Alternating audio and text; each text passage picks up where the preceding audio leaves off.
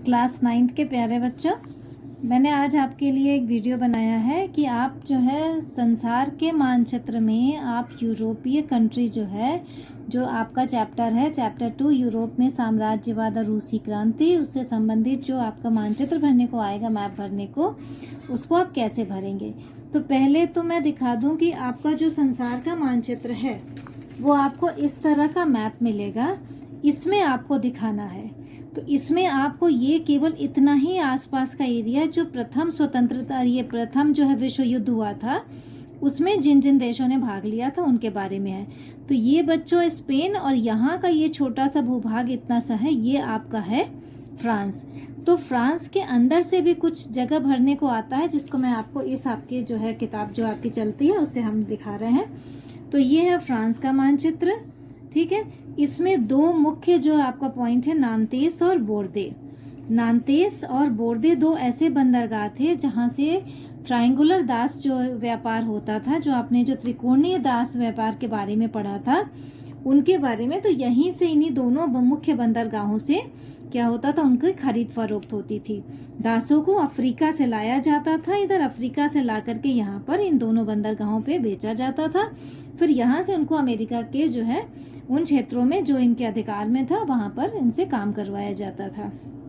तो जनरली जो बंदरगाह होते हैं वो कटे फटे एरिया में, जो भीतर को भाग गया हुआ वहां पर होता है। तो ये है आपका नांतेस, ये है बोर्दे।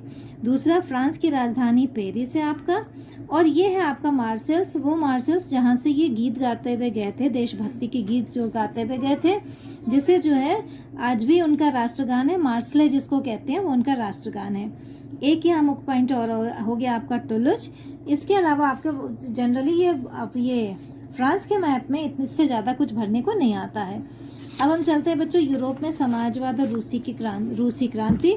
तो ये जो इतना भूभाग है ये आपको देखिए, ये इसमें जो है जो आपके मेन जो है राज्य हैं, ये देश है, यही पूछता है मैप में भरने के लिए। तो ये स्पेन है, ये पुर्तगाल, ये आपका फ्रांस, ये इटली, ये यूनाइटेड किंगडम यानी कि इंग्लैंड, उसके पीछे ये आयरलैंड, ये नॉर्वे, स्वीडन, ये डेनमार्क, ठीक है। और ये आपका है नीदरलैंड, और ये बेल्जियम। नीदरलैंड ऊपर, बेल्जियम नीचे, ये जर्मनी और फ्रांस के बीच में है ये नीदरलैंड, ये बेल्जियम। ये ऑस्ट्रिया हंगरी, इटली मैंने बता दिया, ये रोमानिया, ये मॉन्टेनिग्रो है। मॉन्टेनिग्रो भी मैप में भरने को आता, ध्यान दीजिएगा, इटली के पास यहाँ पर आप निशान लगा देंगे। फिर ये बुल्गारिया, ये काला सागर, और ये ऑटोमन एम्पायर, ठीक। इसमें से अब जो मुख्य पॉइंट है भरने को जो आता है वो मैं आपको इस मैप में दिखाऊंगी। तो देखते हैं बच्चों, इस मैप में आपका जो है ये आपका ये मैप है संसार का, ठीक है।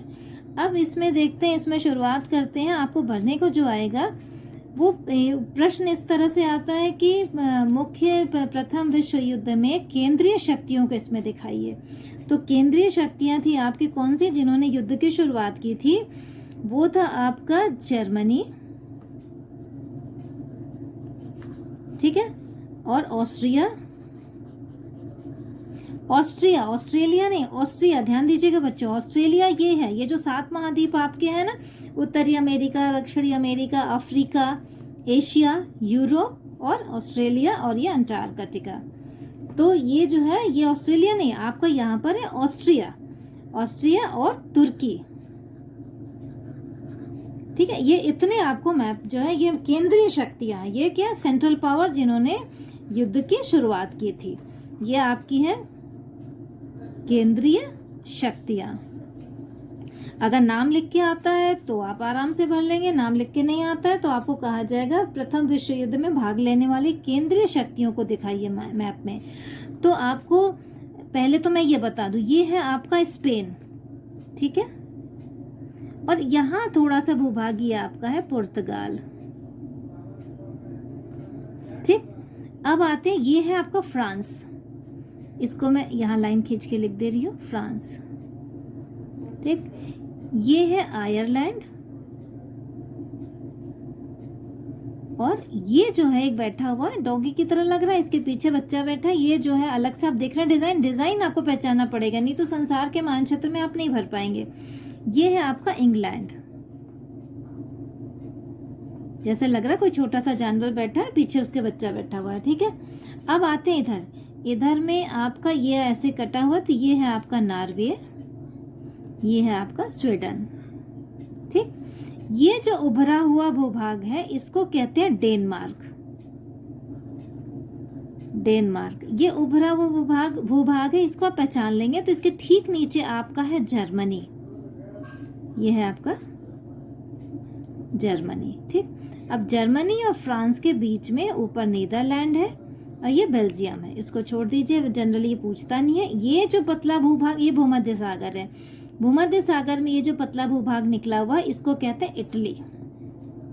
ठीक है, इसको हम कहेंगे ये है आपका इटली। ठीक, और इसके बाद आपका यहाँ पे रोमानिया है, मैंने बता दिया था। इसके बाद इधर पोलैंड है, यहाँ रूस है। अब ये कहता है कि ये तो केंद्रीय शक्तियां, मैंने बता दिया आपको केंद्रीय शक्तियां कौन थी, ये जर्मनी, ऑस्ट्रिया यहाँ पर है, ऑस्ट्रिया, और उसके बाद तुर्की, तुर्की यहाँ पर है। ठीक, ये तीनों केंद्रीय शक्तियां थी, तुर्की, और ये है आपका ऑस्ट्रिया। अब इसके बाद आती है मित्र शक्तियां कौन कौन सी थी दूसरे जो खेमे में थी। तो मित्र शक्तियां थी आपके फ्रांस, ठीक है, ब्रिटेन जिसको इंग्लैंड कहते हैं, ठीक, और आपकी जो है रूस थी, मेन था रूस। तो रूस यहां पर है, रूस वाला भूभाग, इधर का पूरा भूभाग रूस का था। ठीक है, और जो है उस समय रूस पूरा यूरोप से लेके एशिया तक फैला हुआ था। बाद में आगे इसके पार्ट सब अलग हो गए, आजाद हो गए। तो ये आपका रूस हो गया। जो ये जो मित्र शक्तियां थी, एक पहले खेमे में ये थी, दूसरे खेमे में दूसरे तरफ अपोजिशन में ये थी। तो ये आपका हो गया रूस। इसके बाद ये हो गया आपका फ्रांस, फ्रांस के बाद ये हो गया ब्रिटेन यानी इंग्लैंड आपका, और ये रूस, तीन हो गए इसमें। और ये हो गए तीन आपकी केंद्रीय शक्तियां यानी जर्मनी, ये आपका जर्मनी। डेनमार्क के जस्ट नीचे आप लगा देंगे तो आपका बिल्कुल सही हो जाएगा। डेनमार्क के ठीक नीचे जर्मनी, उसके नीचे यहाँ पर ऑस्ट्रिया, और इधर आ गया आपका टर्की। ठीक है, ये तुर्की यानी टर्की हो गया। अब इसके बाद आपका पूछता है, ये तो मुख्य हो गए, कुछ बाद में आके जुड़ी थी तटस्थ राज्य कुछ थे जिनको कुछ लेना देना नहीं था। तो इसमें आपके दिए हुए वो राज्य जो है जो तटस्थ थे, जो ये डिजाइन आप देख रहे हैं, आपका मानचित्र ये बना हुआ है, नॉर्वे है, स्वीडन है, इनको इस लड़ाई से कुछ लेना देना नहीं था। स्पेन है, ठीक, ये भी कुछ नहीं, इनसे कोई मतलब नहीं था। मैंने आपको दिखाया ना, ये नॉर्वे, स्वीडन और ये स्पेन, इनको इस लड़ाई से प्रथम विश्व युद्ध से कोई लेना देना नहीं था। लेकिन इसके बाद कह रहे कुछ ऐसे तटस्थ राज्य थे जो बाद में केंद्रीय शक्तियों से मिले। तो केंद्रीय शक्तियों से मिलने वाले राज्य कौन से थे? ये तो केंद्रीय शक्तियां हो गई आपकी जर्मनी, ऑस्ट्रिया हंगरी, और इसके बाद आपका जो है ये ऑस्ट्रिया हंगरी एक में है, ये जर्मनी। ठीक है, अब इनसे मिलने वाली शक्तियां आपकी जो थी वो कौन थी? ये जो है ऐसे तटस्थ राज्य जो बाद में केंद्रीय शक्तियों से मिले। तो ये जो हल्का वाला पॉइंट है, जैसे ऑटोमन एम्पायर, बुल्गारिया, ये जाकर के किससे मिल गए? इनसे मिल गए। और इसके बाद ये जो ऐसे तटस्थ राज्य थे जो बाद में मित्र शक्तियों से मिले यानी इनसे मिले, तो ये हो गया आपका इटली।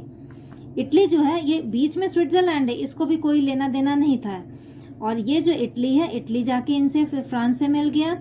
रोमानिया भी आ गया फ्रांस के साथ, इधर ग्रीस भी आ गया फ्रांस के साथ। तो आपने ये देखा, इतना अगर आपको भरने आ जाता है तो आप आराम से भर लेंगे। अब इसके साथ ही जो फ्रांस वाला भूभाग था, आपको इसी मानचित्र में फ्रांस के भूभाग को भी भरना है। जो फ्रांस के लिए आता है भरने के लिए, उसमें क्या है आपका नांतेस और बोर्दे। मैंने बताया था ये पानी वाला भूभाग मैंने दिखाया था, ये ऊपर आपका नांतेस है, नीचे आपका बोर्दे है। ठीक, इसके बाद जो मार्शल से पूछता है, ये जो ऊपर को गया हुआ भाग है, यहाँ टोलज था, ये नीचे को आया भाग, ये भूभाग देख रहे हैं, ये नीचे को आया भाग आपका ये क्या है? ये है आपका मार्शल्स। ठीक, और ये है फ्रांस की राजधानी पेरिस। तो ये फ्रांस के 4 चीज पूछ सकता है। इसके अलावा आपका जर्मनी आएगा, आपका इंग्लैंड पूछेगा जो मेन जो शक्तियां थी, और ये तुर्की, इसके बाद ऑस्ट्रिया आपका यहाँ पर, ठीक है, और रूस। तो ये मुख्य पॉइंट है जिनको आप पढ़ लेंगे तो आपका आराम से मैप भरना आसान हो जाएगा।